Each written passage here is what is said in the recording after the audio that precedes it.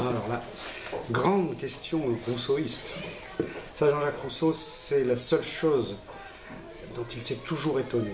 Comment se fait-il que les peuples, qui sont largement majoritaires, toujours les plus forts, préfèrent, comme il disait, un repos en idées à une félicité réelle. C'est une citation dans le discours sur l'inégalité. Et il a essayé toute sa vie de comprendre ça. Et dans plusieurs textes, notamment dans le contrat social, il a bien avancé dans cette analyse. Pourquoi est-ce que j'accepte d'obéir? Ça, c'est la grande question. Et qu'est-ce que collectivement on accepte d'obéir si j'en souffre dans les conséquences comme dans les formes quotidiennes? Alors l'idée de Rousseau, c'est... Alors déjà, il y a un aspect culturel. Tant que le peuple n'a pas le pouvoir, il ne développe pas ses capacités, il se sent donc incapable de gouverner, et donc il ressent sa servitude comme une nécessité. Voilà. Il faut des gens providentiels, un berger pour mener le troupeau. Mais il y a une autre explication beaucoup plus profonde, et que Michel Foucault reprendra en détail au XXe siècle. Pourquoi est-ce que j'accepte d'obéir? Il suffit de penser au lieu de travail, aux entreprises aujourd'hui, mais dans n'importe quelle organisation politique d'ailleurs. Si je n'obéis pas à l'échelon supérieur, je n'ai aucune chance d'être invité à monter à l'échelon supérieur. Je n'obéis que parce que je désire diriger. Et donc, le sentiment de servitude, ce n'est pas quelqu'un qui dit « je ne veux pas diriger ». C'est quelqu'un qui se dit « si je résiste au maître, jamais je ne serai maître à mon tour ». Dans l'entreprise, c'est quand même comme ça que ça se passe. Qui, avec un contrat de travail précaire ou une menace de licenciement toujours possible, arrive et se met en grève, arrive et critique, arrive et exprime sa volonté que ça aille mieux. Même les parents éduquent les enfants comme ça. Tes idéaux sont magnifiques, mon fils, ma fille, mais il faut te faire ta place dans la société.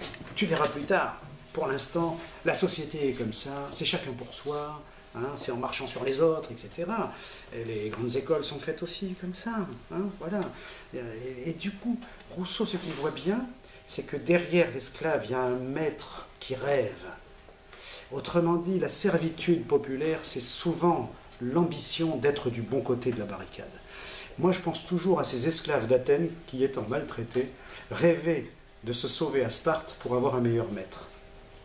Mais l'idée d'une société en esclave ne les effleurait pas. Et Rousseau ajoute autre chose. Le secret du pouvoir, c'est de distribuer du pouvoir. Ça, Michel Foucault a développé Rousseau. Le maître, ce n'est pas celui qui dirige tout le monde, c'est celui qui sait déléguer des pouvoirs intermédiaires de sorte que chacun ait intérêt à lui obéir. Là, il peut dormir en paix.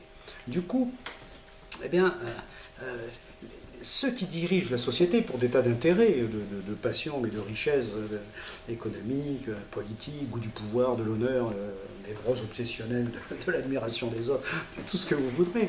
De toute façon, ils distribuent du pouvoir et ils alimentent en permanence ce sentiment, finalement, que tout est possible. Tout est possible. Et cette servitude, finalement, Michel Foucault disait, le pouvoir agit par capillarité, comme l'eau qui monte dans un buvard sur une ficelle.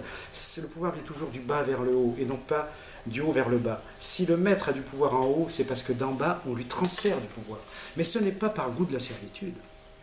C'est une servitude consentie par impuissance, mais aussi par ambition. C'est donc bien dans chaque tête du maître et de l'esclave, du patron et du salarié, etc., du chef et de celui qui obéit, c'est dans chaque tête que la logique du pouvoir crée la contradiction. Et on le voit bien dans toute la société, les gens se demandent, est-ce que je peux faire ça? Mais quel en sera le prix? Et la démocratie est incompatible donc avec la notion même de pouvoir au sens de la direction.